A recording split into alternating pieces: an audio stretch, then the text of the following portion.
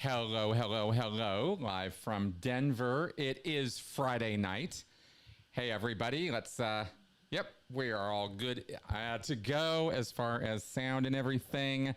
As you can see, I am not joined by my beautiful wife, Melissa, this week. Unfortunately, she had a mysterious, and when you're over 40, by the way, as my wife and I both are, you, I think, soon learn that there are some pains and agonies that occur to you that have no discernible cause of any kind. They simply exist and make themselves known. And you can spend your day or days wondering what you did, how you did it, what could have possibly happened to cause this shoulder pain or leg pain or whatever. And in the case of Melissa today, she's got this shoulder pain. But there is no discernible cause. She may have slept on it wrong. She may have sat wrong yesterday. We had a July 4th. We went to a few barbecues, things like that. I'll tell you about it. But yeah, she's having a somatic today. That is right. So we're giving her the night off. And there we go. Yeah, I know, right? I know. It's amazing. My wife does not look her age. And I'm not complaining.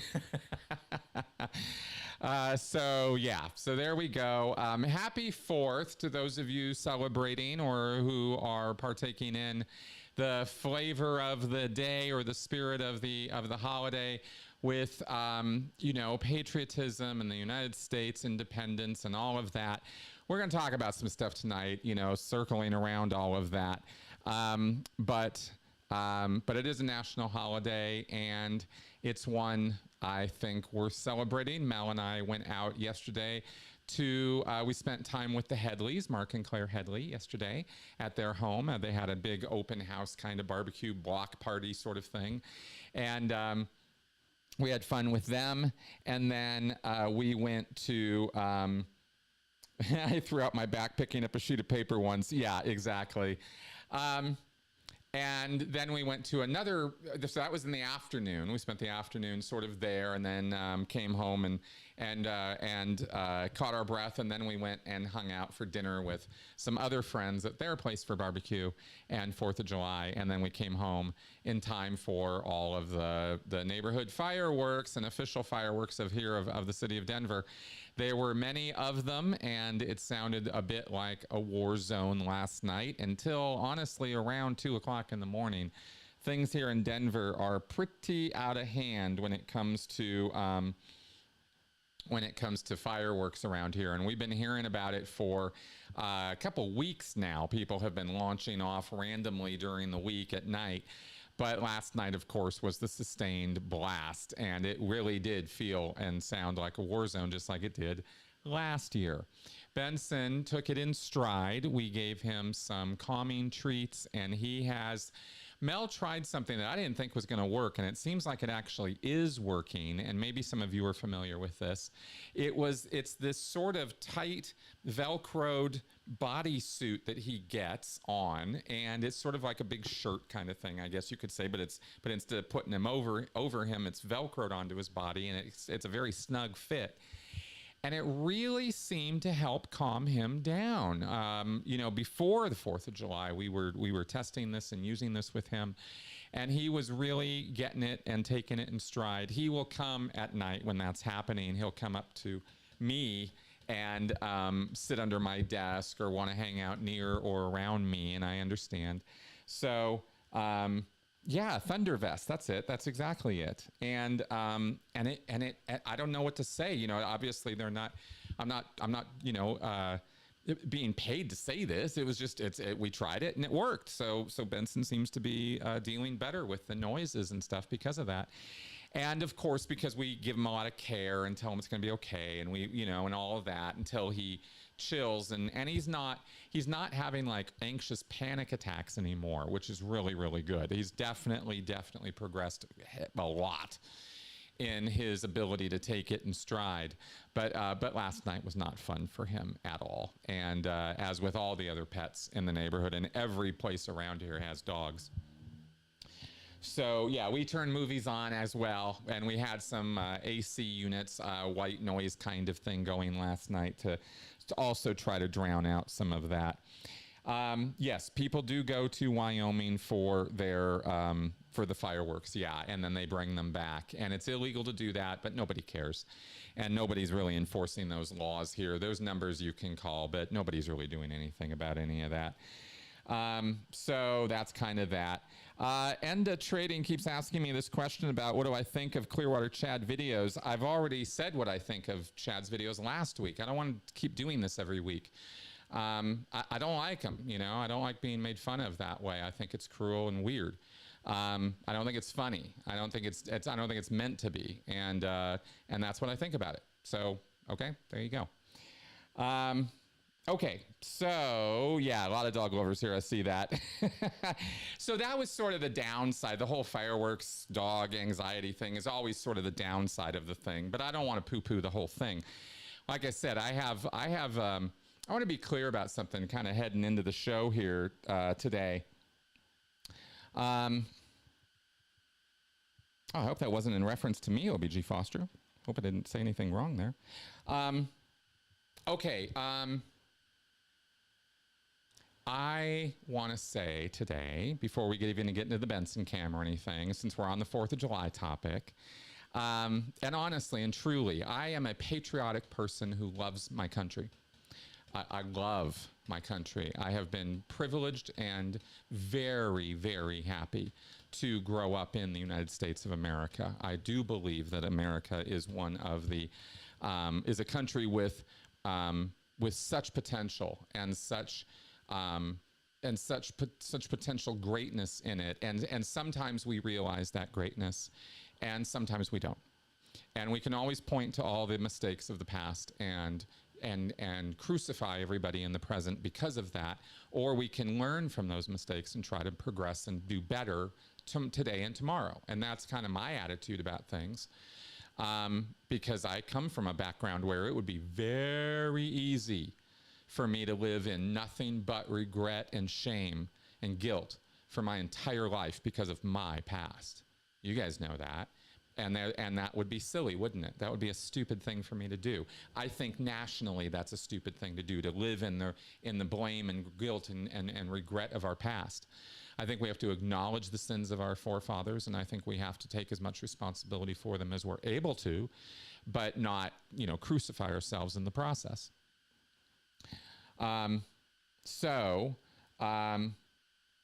That's, oh, thank you for clarifying, OBG Foster. Sorry. Sorry. Anyway, so I just wanted to be clear about that's my attitude, you know, when it comes to my country. I have a great deal of loyalty and patriotism, which is kind of a dirty word in some circles these days. But I don't feel that way, and I never have. So just wanted to kind of head off with that today to end our sort of 4th of July segment that we sort of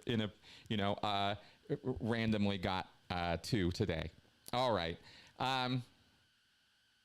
Yeah, I'll say. Wow. Now, we have some things to go over, but first, let's get them Snuggles Not Struggles cam going. Here is our little fur baby, and he is totally chilling here, as you can see. Now, this is him just a little bit ago. You can sort of see Mel's foot up in the top center there. There's our Benson cam, and he was totally chilling. And he's not even on anything right now or anything. We haven't given him any calming treats today. He just has moments of peak energy, and then he has moments of chill. And this was, you can see him, he gets all, ooh, hey, what's going on? So he decided to give me some attention, and then I was just sort of filming him, and he was like, oh, okay, we're just going to sit here? Okay, well, I'm just going to go back to sitting here then. So he just goes right back to it. So there's our little bundle of furry joy. And you can see he's getting furry. Yeah, he looks a little tired. We had just, we did play with him today. Quite a bit. He definitely had some energetic, enthusiastic playing today. So yeah, as he does every day, he'll come up to us, and if we don't remember to give him some playtimes, he will absolutely remind us. Benson is Benson is just awesome. But it is so true what they say about Shih Tzus. They definitely have a little iron will in them, and they can be temperamental maybe is not exactly the right word, but willful certainly is. There are times when he just, nope, I'm not coming right now. And that's just how it is, and then you got to go enforce your will and pick him up and that sort of thing. But he's in my lap a lot more frequently these days than he has been before. He's definitely becoming, sometimes he gets in those very cuddly moods. And first thing in the morning, he'll be like that. And sometimes at night, he'll be like that. And he'll come up while we're watching TV and he'll just settle in. And it's so nice. Okay. So let's get into our stuff tonight. Listen, guys, I'm not going to be able to not talk about this or not comment about this. It simply can't be ignored. And I don't think any of us should ignore it, which is why I'm going to talk about it. Now, I'm not doing a political talk tonight. Not. At least I don't mean to. I'm talking about culty behavior. I'm talking about cultic thinking, extremism, if we will, right? Where people go and they start overcommitting and dialing it up to 11 in their own minds when it comes to their degree of commitment and belief, faith. When it comes to their actions, when it comes to what they're willing to do to enact their group's ideas, their group's will or intents, purposes, accomplish its goals, right? All these different ways of saying the same thing. Culty stuff is kind of extreme. And as this channel has been doing for many, many years, I look at that kind of behavior as a bug, not a feature. I don't think it's a good thing to be 100% committed to something. For a lot of reasons, not the least of which is that when you do so, you give yourself the problem of not being able to think about it anymore. Once you commit that hard to something, whether it's a relationship or a group or a belief system or a faith, once you're 100% in, there's no percent of you that is left to question what you're doing or what's going on, because you're all in. And I don't think that's a good place for any human being to be about anything. That's my position, and it has been for quite some time.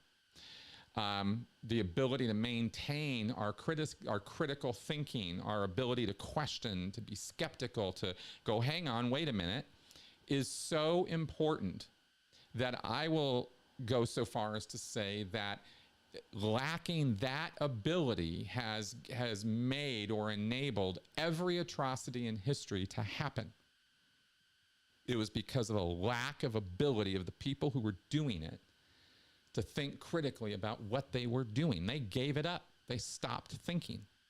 For lots and lots of reasons, people in history have just stopped thinking. And the entire theme of this channel from day one has been stop and think. Maybe I should have worn my think shirt, right? It's still not, illegal. Because there are people who very much would love to make thinking illegal. This was described quite a bit in a book called 1984, which was a pretty rough draft of a story that, it could have been a lot better, but it certainly got the point across that when you give over to the state or a government or an institution and you let them take charge of you and your life and every aspect of it, they will not stop until they control every aspect, including even how you think, how you reproduce, what you read, what you say, what you do. And that's not a life, that's slavery. Plain and simple. And I've already lived that life, and I don't know that, I wanted to remind everybody of that. I wanted to kind of put that back out there for a second. I've been in that. I haven't had manacles and chains on me. I haven't been that deep into slavery, but I've been all the way in when it comes to the mental state that I'm talking about right now. And I would spare anyone that, because it's a kind of torture. It's a living torture. You're afraid all the time. There's never a moment when you're not afraid. And you have to bury that. You have to deny it. You have to call it something else. When David Miscavige is around, oh, it's respect. I respect him. No, I didn't. I feared him. I was terrified of David Miscavige because I knew what he could do to me just like that. I knew. Everybody knew. There wasn't any big secret. You know, when you live in an environment where the rules are built to control you and keep you down and keep you managed, you know it. You're very hyper aware of the fact that that's what's going on around you, right? And it's a life of fear, of terror, of moments of joy that are quickly the joy is sucked out. And over time, because of the nature of abusive power, it claims more and more and more. It doesn't ever stop itself or regulate itself backwards. Abusive power in the hands of narcissists, predators, abusers, authoritarians, fascists. We're going to go over a couple of these words in a minute. A power in their hands is all-consuming to them and their personalities, and they never want to give up any of it, and they just keep taking more and more and more. Hubbard did, Miscavige did, and does. Every cult leader does. That's their life. And we can extend that thinking out to governments and institutions and look at the same dynamics, the same kind of power trips and the same kind of mental propaganda and indoctrination techniques and control techniques that we talk about, whether it's loading the language or creating mystical experiences for people to believe in so they think they're doing something wonderful, or whether it's having a sacred science that nobody can question, and it is actually so important that it is senior to the lives of anybody involved, the goals, purposes, you know, the drive of the group or the institution is all, and the individuals are just as valuable as they can make that happen. That's the only value they have. That's the Sea Org, that's cults, that's fascist systems, authoritarian systems. And I would want no one to have to live that way. I don't want to live that way again. And I don't want anybody else to ever have to live that way. And unfortunately, the default state in this world is that. All over the world, that's the condition a whole lot of people are in all the time and have been for my whole life. And, you know, we can look at certain countries in Latin America, South America, Africa, Asia, Russia certainly, China certainly, North Korea certainly, the Philippines in many ways. You know, these authoritarian dictator type setups where the people are a second, third, fourth, fifth thought, if they are thought of at all, by the powers that be. These are not democracies. These are not, you know, places where the citizens have power. And in such societies, when the citizens don't have power, they are the effective power. And they're at the receiving end of an awful lot of power, including sometimes at the butt of a gun, you know? That's the world that we really live in. And the Sea Org was sort of a, you know, a pale shadow of that in many, many ways. And when you're in that kind of a thing for a long period of time, and then you finally break out and get away, which I did, and you finally let that fear go, and all that oppressive feeling, you just kind of unload it a little bit at a time and a little bit at a time. That's what this whole recovery thing is, right? Onion layer after onion layer, bit after bit. You know, you let it go and you let it go.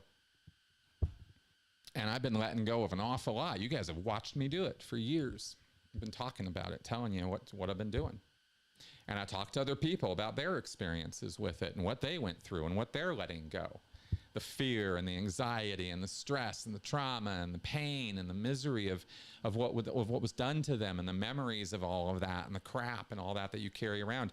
And let's let that go, and let's have a life, you know? Let's have something of a life ahead of us. And that's always been the purpose of this, of what I'm doing here. Always. It's always been about this very thing.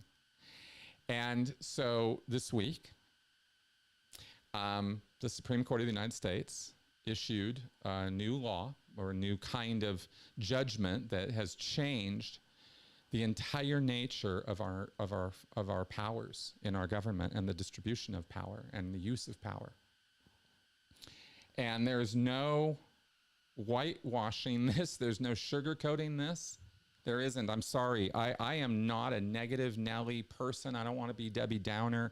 I don't want to be the guy who's just, you know, being the jerk downer guy. That's not the point of this, is to be down. I don't want to be down. But having been where I've been and seen what I've seen and lived what I've lived, I don't want a repeat of that on a national level. And what happened this week was a very big step forward toward making our world, our collective world, yours and mine, you know, one step closer to fascism. And I don't say that lightly. I'm not throwing these words around, you know, just willy-nilly, right? And we're going to, like I said, we're going to go over a couple of these things.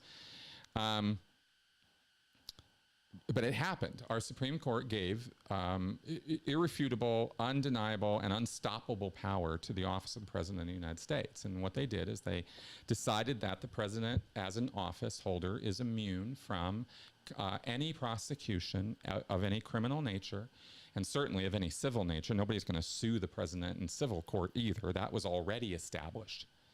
That was already established decades ago. This is new. This is no criminal prosecution will be allowed for any official acts that the President engages in. But unfortunately, as part of this ruling, the Supreme Court did not in any way, shape, or form define or elaborate on what are official versus unofficial acts.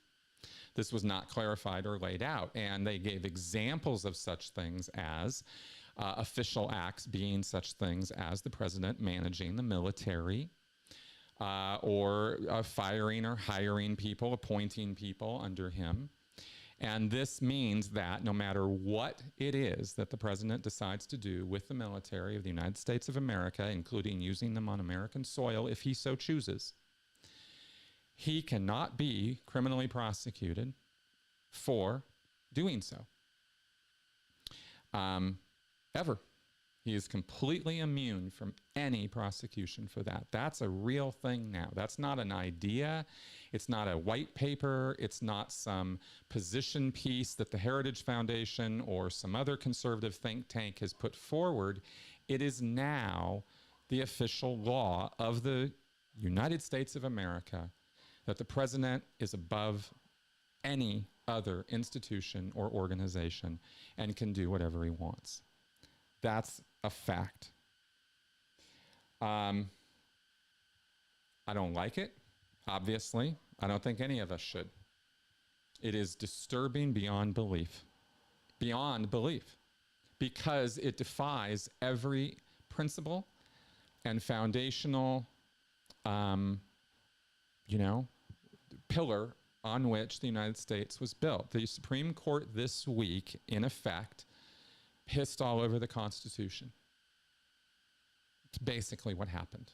And this was Chief Justice John Roberts, Clarence Thomas, Samuel Alito, right? The conservative majority voted for this and decided this needs to be the law now, which means that they themselves could be assassinated right now by our president or by our next president, and no one could do a thing about it. And I really am not even kidding. It's not hyperbole. What I just said is actual truth. That's where we're at now. So that's a pretty big step forward towards something we need to talk about real fast, right? Which is fascism. What does this mean? What is this term? What is this? Fascism has to do with, it's a far right phenomenon, okay? It's not a far left thing. Far left, you get into communism and socialism and that kind of thing. On the right, you get into fascism. And this is, without question, a far right maneuver. This is 100% birthed out of the Heritage Foundation and conservative think tanks and conservative money and conservative politicians and an awful lot of groundwork laid by conservative media. An awful lot, decades worth, has arrived us to this point. So what is fascism? It's a far-right form of government in which most of the country's power is held by one ruler or a small group under a single party. Fascist governments are usually totalitarian and authoritarian one-party states. Now, we are not there yet. We are not there yet. We're not a fascist government right now. What happened this week was a major, major milestone, day that will live in infamy kind of thing towards fascism. Fascists, now whether you're wondering, by the way, is fascism a socialist or capitalist system economically? Well, fascism is a government system. It's not an economic system. And something to point out that I wanted to bring to everybody's attention is that fascists have commonly sought to eliminate the autonomy of large-scale capitalism and relegate it to the state. However, fascism does support private property rights and the existence of a market economy and very wealthy individuals, as we have now, very wealthy individuals. Thus, fascist ideology included both pro-capitalist and anti-capitalist elements. This is not about whether the United States is a capitalist or socialist or communist nation. Those are economic systems, and people need to get this straight. We're not talking about a government form when we're talking about socialism or communism on the left or capitalism on the right. Capitalism can exist with fascism, or fascism can absorb the capitalist system into itself and run the economy itself, or create a socialist or communist system of economics under it. It's the form of the government and where the power is centralized and how it is distributed that makes a government a fascist system as I understand it and as I'm talking about it today. Okay, Red Pill 3000, as a point of clarification, was the president shielded from prosecution in any way before? Yes, he was. The president has been shielded from civil lawsuits since Nixon or earlier. You would never be able to take the president to court to sue him for financial damage because of some presidential decision, executive order, declaration of war, anything like that. You'd never be able to sue the president. That was by statute, as I understand it, or Supreme Court decision and precedent. And there was an understood, as I understand it, this is where I'm not, my legal historian knowledge is a little gray on this, but what I can say is that the president was shielded from such things as criminal prosecution for ordering a drone strike. Right? You're going to order a drone strike. People are going to die. Some of those people could be civilians. This could be a really bad thing, right? And so, okay, we're going to not prosecute presidents for things like that, right? Stuff like that. As I understood it, that was pretty understood as the principle of the thing. But criminal immunity exactly flaunts basic human decency. That's exactly right. Because what it does is it removes any and all checks on the power of the president. And the specific argument made by the Supreme Court in justifying this was, as I understand it, that the president can't be second guessing himself when it comes to making the tough choices as to whether he's going to be prosecuted or not. Okay. Okay. Fair enough. The president of the United States, the office, is more concentrated power in one person than probably any other office or position anywhere in the world. The president commands the United States military, which is by far the most powerful force for destruction on Earth. Period, end of story, right? Other than Mother Nature. The United States military, first in line, every metric you want to use. So that's the power that the president has as the commander-in-chief. President also has whatever powers he's got with the rest of the executive branch, including the Department of Justice, FBI, all the stuff that goes under there. Now, all precedent and privilege can now be like just thrown out, precedent, as to whether the president orders the DOJ around, orders the FBI around directly, orders any aspect of his cabinet or his underlings, right? He can do whatever he wants. And no one can stop him because he cannot be prosecuted criminally for any of it. So he gets away with whatever he wants. If he wants to order, this is the ridiculousness of it, is if he wants to order SEAL Team 6 to go take out Mitch McConnell for some reason, nobody can stop him. So that's really kind of where we're at with that. So I just wanted to clear up, getting back to the fascism thing. There's another thing I want to clear up also, right, which is another word that is used often synonymously. It's not exactly synonymous, so I thought we might take a look at it. And this word is authoritarian or authoritarianism. An authoritarian government is a political system, again, not an economic system, political system, that concentrates power in the hands of a small group of people, often at the expense of the general population and their individual freedoms. Authoritarian governments are characterized by repression. They use repression and controlled opposition to maintain control rather than requiring adherence to a state ideology. They may use military threats, disinformation, and suppression of the free press to manage the people they rule over. So this is the repression element. There is limited pluralism. In other words, there's not a lot of parties going on here. Authoritarian governments reject political plurality and reduce democracy and separation of powers. They also lack an established mechanism for transferring executive power. There's no way to go from one president to the next. The dude just has it, right? They just hold on to it. And lack of accountability. Authoritarian governments are not constitutionally accountable to the people they serve. They enact laws without the approval of the citizens that they govern, okay? So they can be autocratic, oligarchic in nature. They may be based on the rule of a leader, a party, or the military. Examples of authoritarian governments include most traditional monarchies, military dictatorships, theocracies, and dominant party states. When we think of authoritarian governments in the real world, we think of Iran, which is a theocracy. We think of Russia, which is an absolute dictatorship, or North Korea, which is also a dictatorship. We think of China, which is ruled by a central party with a central charismatic leader who changes over time, but the party is always there. So you have an authoritarian government in China.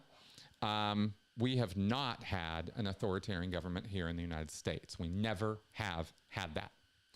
A lot of hyperbolic language has been being used for many decades now by propagandists and agitators, both foreign and domestic, to describe the United States in the worst possible ways, in the worst possible terms, to make it comparable and bring it down to these other authoritarian forms of government. But the reality is we are not and never have been what those other forms of government are, or have had the government given that much power, unrestrained, unrestricted power, that we've never had that until now. So this is important stuff. right? Because now we're dealing with reality. I'm talking reality now. There's no hyperbole in what I'm saying today. This is the reality of the situation. So, what sorts of things? I brought papers. What sort of things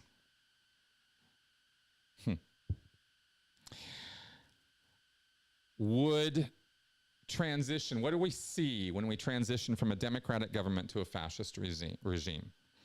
What does history tell us? History tells us a consistent story of certain characteristics and certain actions that have got to happen in order for a fully fascist state to take over, for an authoritarian government to take over from a democratic republic, people-led government. How do you do it? How do you switch it over?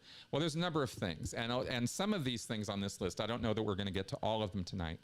Some of these things on this list have not yet come to pass at all, and some have.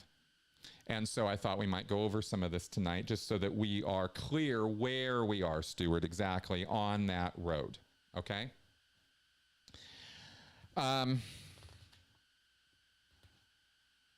Number one. Okay, so transition from a democratic government to a fascist regime typically involves a series of strategic actions and political maneuvers aimed at undermining democratic institutions and consolidating power. You have to do it in front of everybody, but you have to make it look like you're doing something else. That's how you pull this off.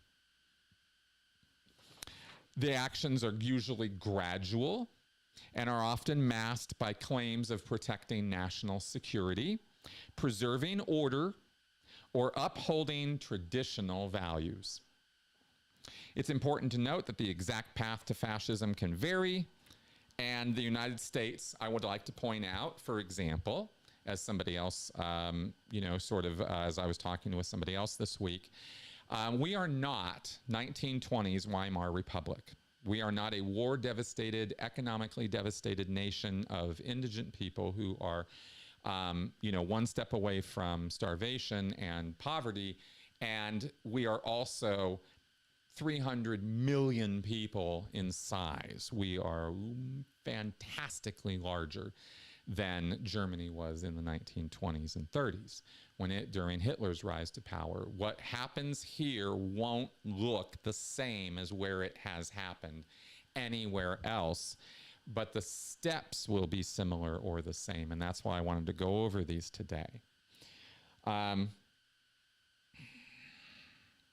What's this now? Free market capitalism is nothing but fascism renamed for ignorant and selfish Westerners? Are you kidding me right now? That is the laziest, most ridiculous thing I have ever heard. Wow. Wow. Talk about getting it wrong. My goodness. But I'm not here to debate my comment section today. Sorry, I just had to comment on that. That is not the truth. It's not. And if you have a real problem with what I'm saying today, just kind of move on, because I'm not going to debate you in the comment section today, okay? All right, now, let's go over a couple of these things. Okay. Erosion of democratic norms. This is sort of one of the things where we're at right now, this one. Undermining elections. This is something that the GOP has been working on flat out, and it's a kind of objective, undeniable fact. I'm not trying to make a political statement here. It's political because I'm talking about a political party, but whatever. The GOP, as a body, for many, many years now, has, even pre-Trump, has been working to undermine free and fair elections. There is no question about that in my mind. I've done podcasts years ago talking about voter restriction rights and voter ID laws and various things that have been done over the years purposefully to target minority regions and zip codes to prevent those people from being able to go to the polls. This is not a questionable point. This has absolutely happened. Undermining elections is one of the points of the erosion of democratic norms.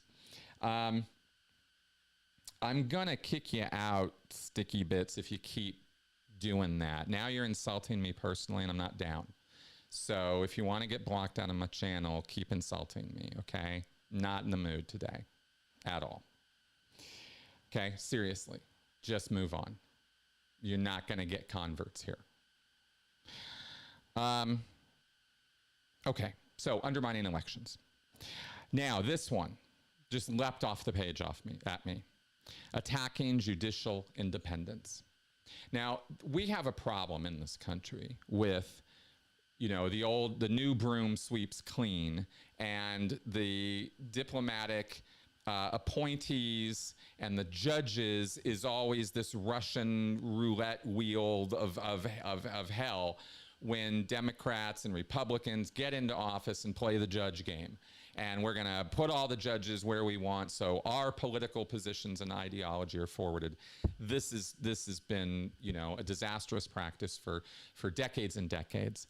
That by itself can undermine the rule of law with political bias, and it's a problem. But this we might call politicizing the judiciary. But undermining the rule of law is what happened this week. Just straight up checks and balances, as we all learned in school. It's checks and balances. The Congress checks the courts, and the courts check the president, and the president checks the Congress. And we have this little system. And the Supreme Court undermined. They cut everything off at the knees, including themselves.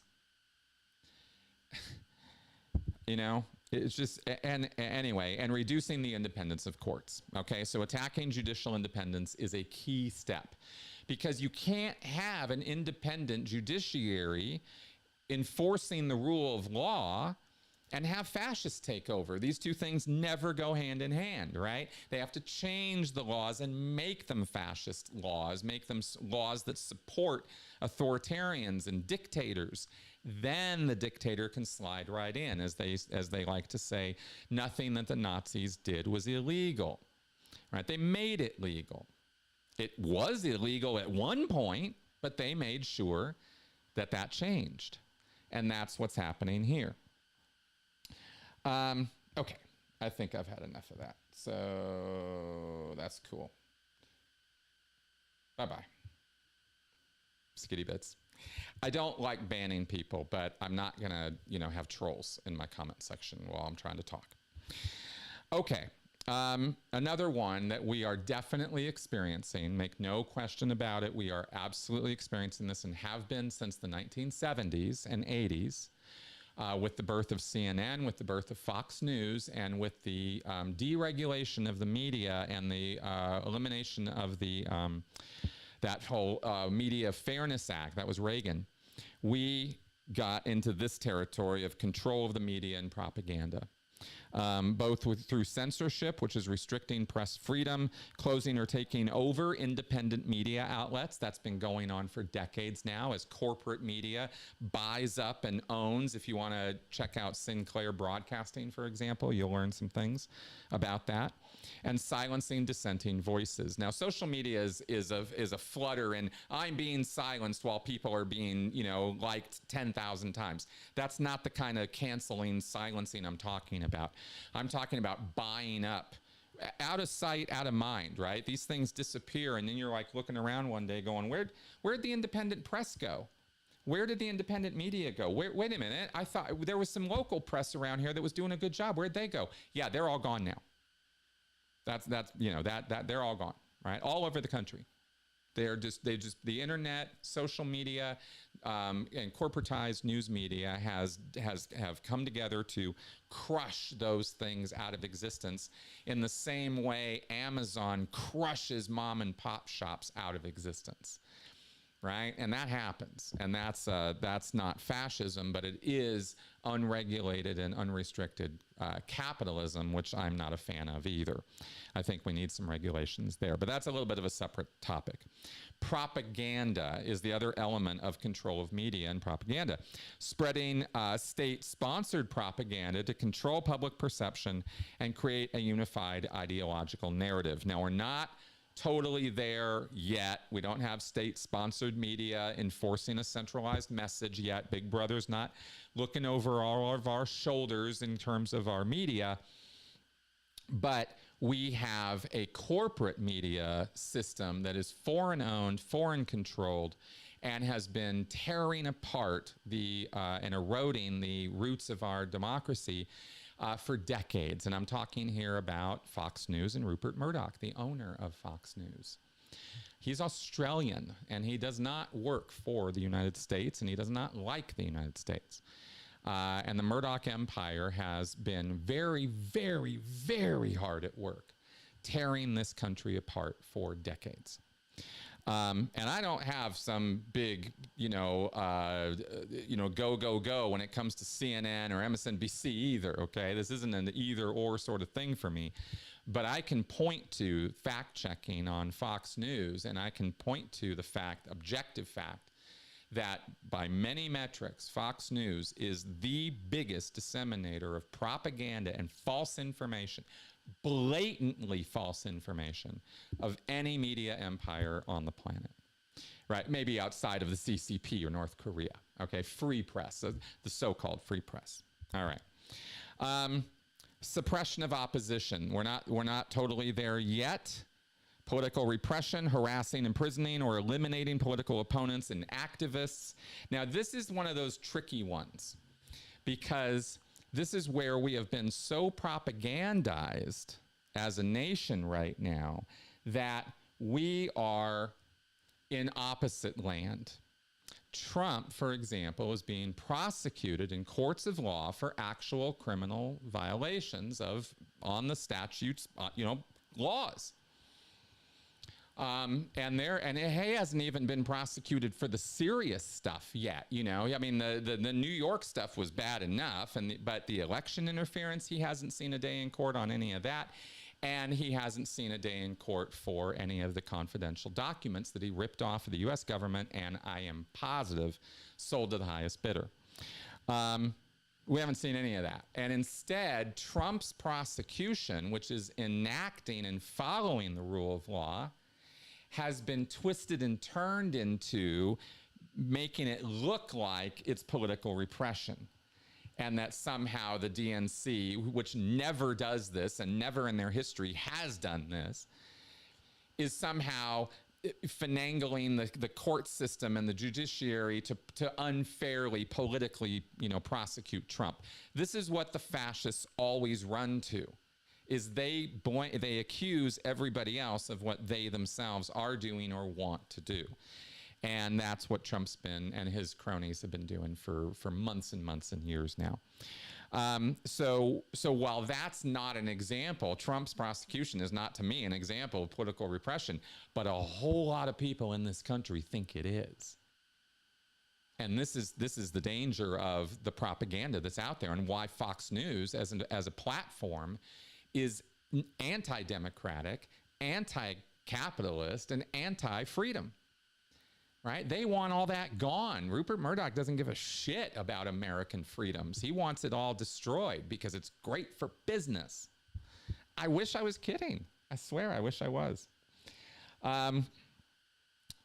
Yeah, now Julian Assange could arguably have been viewed as political prosecution. Absolutely, absolutely. I got complicated thoughts about Julian Assange, but I don't think it's a black and white issue with that man at all. But it would be an example of the United States government rattling its saber worldwide for political purposes, because it cannot be denied that Julian Assange delivered a big, huge pie in the face of the U.S. government over a number of things having to do with the Iraq war, Afghanistan war, et cetera, right? He revealed stuff that, really pissed some people off, same way that Edward Snowden did. Does that make them good men? Morally sound fiber? Not exactly. No, not really. Just because somebody does a good thing doesn't make them a good person. And that's where it gets complicated with those guys. Yeah, I mean, I get it. I would say administrations earlier than Trump went after Assange. I think arguably you could say the Obama administration very, very heavily went after Assange. Um, okay, let's see here. Oh, and then this one. And I only wanted to point this out because of the SCOTUS decision this week. Militarization, right, is another aspect of the suppression of opposition. Using paramilitary groups or state security forces to intimidate and suppress dissent. We already see this happening. We've been watching it happen since Antifa, the KKK guys, the tan dressed, the white shirt guys with the tiki torch. Remember all that? Charlottesville. The summer 2020, right? The BLM riots, all that crazy stuff. Antifa on one side, the Proud Boys on the other. These sort of paramilitary outfits having war in the streets of Portland, of Seattle, of Charlottesville, of these various hot zones that rose up during COVID, the early days of COVID. What a nightmare year that was, and summer that was, trying to navigate that. We see escalations of that when fascism is on the rise, the brown shirts, if you will. And it's just something to kind of, again, bookmark, note, like, this is happening. It's not even like whether you agree with Antifa or the Proud Boys. That's not really my point. The fact they exist, have influence and power, and are featured on major media outlets and given a voice is a problem in a free society. These are not, anyway, this is just not good. It's all in the direction of that militarization, right? Because they make the perfect, well, there's lots of reasons. Let's not go there. This one is something I wanted to highlight, though. This next one is nationalism and scapegoating. This is really crucial to pulling off a fascist state. A nationalist ideology promoting extreme nationalism, often with xenophobic and racist undertones. Deny it as much as they want, decry it. No, we're absolutely not doing that. The right over the past 10 years has become a very, very racially charged platform. And very, very xenophobic. In other words, anti-alien xenophobic, right? In other words, they don't want immigrants. And the platform position right now of the GOP and Project 2025 is to literally, not figuratively, I'm not exaggerating when I say this, it is to round up all the illegals in this country who Trump has gone out of his way and doubled down to say are animals. They are not people. They are not human beings. They are animals, according to him. He doubled down on that. Right? We're going to round those people up, and we're going to get them out of the country. Oh, yeah? What does that look like? What does that look like? It doesn't look anything different from Nazi Germany. That's what it looks like. It looks like cattle cars full of people being rounded up and taken places. And if you think internment camps can't happen on U.S. soil, they already did. We interned tens of thousands of Japanese U.S. citizens in World War II on American soil, and we kept them imprisoned falsely as potential traitors to the nation for years. For years we did that to U.S. citizens right here. We don't need Guantanamo Bay to prove we can do this. Guantanamo Bay is just another example of it. So this is, again, a problem, right? It can happen. It has happened. And these are people who want it to happen again. This is a step on that road. And scapegoating minorities fits right in hand with that, right? Blaming minority groups or external enemies for societal problems to unify the majority and divert attention from government failures. And there have been huge government failures in this country when it comes to supporting its citizens, especially at the lowest levels. As capitalism has gone out of control, not fascist, but certainly out of control, we have had the lower classes become more and more lower, the middle class become more and more stretched, right? We all feel it. We all know what I'm talking about. This isn't, I'm not talking left wing, right wing. We've all been feeling this. But the right concentrates on blaming minorities, specifically immigrants, brown people, black people, gay people, right, LGBT people, people of interracial marriage, right? All of these weirdos, perverts, you know, whatever, aliens, animals, dregs of humanity, vermin. That's coming next, right? They scapegoat these people. And it is easy to get a bunch of Christian nationalists and dominionists and evangelicals, right, the crazy hardcore ones, to get on board with it's all their fault. Not our fault, it's their fault, right? We didn't do anything wrong, they did.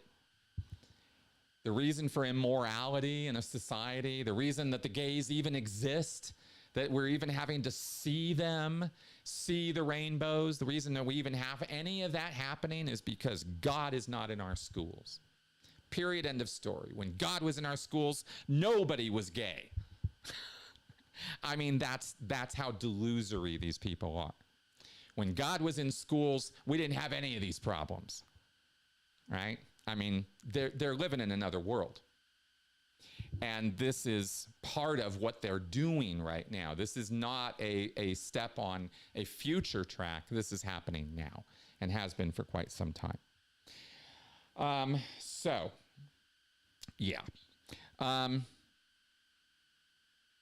Manipulation of public opinion. And guess what the first one of this is? And this blew me away. Cult of personality. What have we been talking about for years? Cults of personality. Do we have cults of personality in politics? You bet your ass we do. Building a cult of personality around the leader, portraying them as a savior of the nation. As I've said many, many times, no politician deserves your undying loyalty or support or worship or even awe. You should not be euphoric about politicians. You should not be in a worshipful daze over our leadership. These are people who hold elected offices. We put them there. Our attitude should be, we put you there, motherfucker. Now start delivering. Let's go, right? Show us the money. Show us good legislation. Show us good policy decisions. Show us a country moving forward for all of us.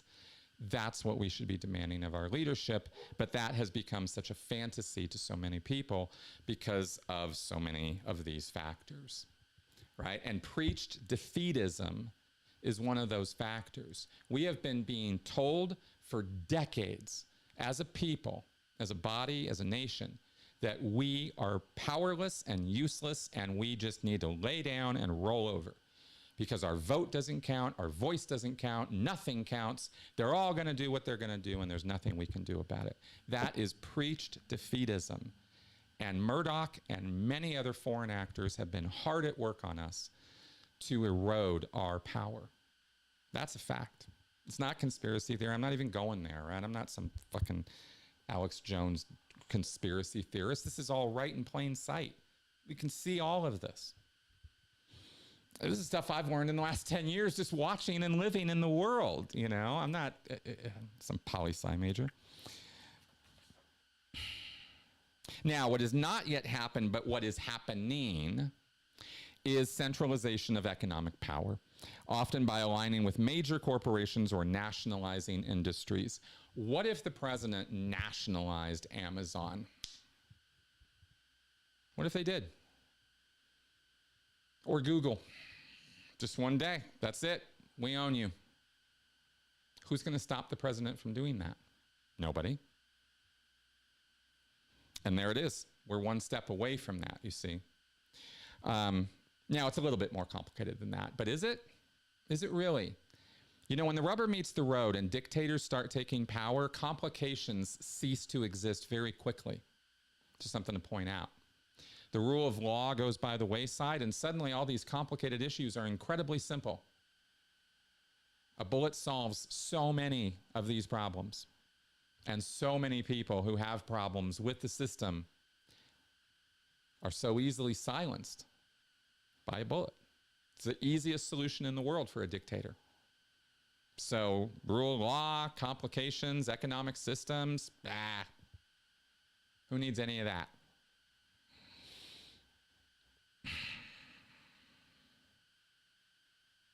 And then social engineering. Now, Project 2025 is a great example of social engineering, or an awful lot of components of it are social engineering. The whole anti-abortion, anti-interracial marriage, anti-LGBT, that's all, let's enforce Christian fascist ideology on the nation as a whole, right? Return to the Bible. Let's make America great again, right? By going back to biblical principles. And there are people who are willing to die for this. There are extreme hardcore fanatics on this line. And the other points have to do with militarization and expansionism, which we are not yet experiencing, thank God. That hasn't happened yet. But if we start seeing, internal and external centralized enemies that our attention is supposed to be focused on, right? Even if there are attacks against us that justify this, I'm telling you, this is the time to be watching, because that will be on this list, right? To unify the nation and basically do a great big nationwide misdirect. Look over there so you don't see what I'm doing over here. Look at that common enemy over there. Look at those bad Iranians. Look at those bad Ukrainians. Look at those bad people over there that we got to put all our attention on, so you're not paying attention to anything going on over here. It's typical roadmap to the fascist authoritarianism, okay? So, yeah, that might well be. That might well be with Amazon and Google. They might have counter plans. If they were smart, they'd be thinking about it. But see, here's the thing about people at that level. It's a big boys and girls club up there. And we're not part of it, right? We're not part of it at all. We're numbers to these people. And when I'm talking about the Zuckerbergs, the venture capitalists, the big names, the Peter Thiels of the world, right? The big people. Names you know, names you don't know. There's a lot of names you don't know. You know about the goofy, famous people, the Elon Musks of the world who are, bumbling their way through, like a bull in a china shop, bumbling their way through life. And they're a nice distraction for us, and we can look at them, and they have big enough effects that they are bothersome to us, and it's easy to focus our attention on the Elon Musks of the world. But it's the guys whose names we don't know, who are meeting with the presidents, who are meeting with foreign powers, who are using their corporate interests or corporate structures for themselves first, and for the country or for this power base in the country second. Do I know this is happening? Do I have specifics of their meeting minutes? No, of course I don't, right? I'm speaking in generalities here, but I know how power gets distributed and used by these people. I've seen it up close. I mean, how many times do I need to see it before I get the lesson? So, okay. So those are some of the things I wanted to go over tonight. It's not good news. It's not happy news, but I can't make it. It is what it is. I'm not going to be downbeat and Debbie Downer about it. I'm going to tell you and me and thee, fight. This isn't a finalized roadmap yet. We're not there. We haven't arrived at destination fascism for the U.S. yet. We can turn this around. It's a slim chance at this point. The Democratic Party is weak, and they will not rock the boat, and I am very, very concerned about that. I mean, I am very concerned about that. But beyond political parties, this is our country. You and me. We own this country. We still do. We still have a voice. We still have a vote. We still have power. That comes all the way down to us. And I wanted to say, fuck the preach defeatism, fuck the propaganda, fuck the bad news. If there was ever a time that we need to recognize the common enemy of fascism within our borders and deal with it, it is now. So that's why, our votes matter in November. It matters what we're doing. It matters that we pay attention to what's happening and that we course correct this, because we've got one more chance to do it. And after that, nothing's guaranteed. I again, don't want to be all doom and gloom. Don't. But I refuse to let another L. Ron Hubbard just take control of my life without a fight. And so this is me fighting. And that's what I got for you for this week, okay? I want to thank you guys for coming around and listening to me go through this. I really appreciate your support and your viewership, of course. And maybe next week or soon, we will talk about the psychology of compartmentalization a little bit so that we can all kind of live and function despite this, because it's hard. It's very concerning. There's a lot of worry and angst and anxiety right now out in our country as a result of this Supreme Court decision. They are a corrupt court that is off on their own, off the rails right now. I don't know what train they're on, but it's very definitely not the U.S. one. And the traitors are in our midst. So we've got to act. I don't see any other way to put it. And yeah, get out there, volunteer, do stuff. You know, do stuff, do something, use your voice, use your legs, use your hands, right? Do stuff. Now, if you were waiting, don't wait anymore. If you were like, okay, well, you know, it's not that we're not there yet. Now is the time. Okay. All right, guys. Tomorrow, you're going to see a good chunky podcast with a man named Christian Zerko and me talking about cult recovery and cult indoctrination and everything in between. Actually, it was a pretty wide-ranging conversation. Christian is somebody who has worked with cult survivors for almost as long as I have been alive, which is a kind of a long time. So check out the podcast tomorrow. And you will see me live here on Sunday for Critical Q&A. We can do a Q&A, we can talk about stuff, and maybe get into more details about this, maybe get into other stuff. I'm more than happy to go wherever you guys want me to. I really appreciate your support again, guys. And with that, let's wrap up. I will see you guys hopefully tomorrow at the podcast and on Sunday. All right. Bye-bye, guys.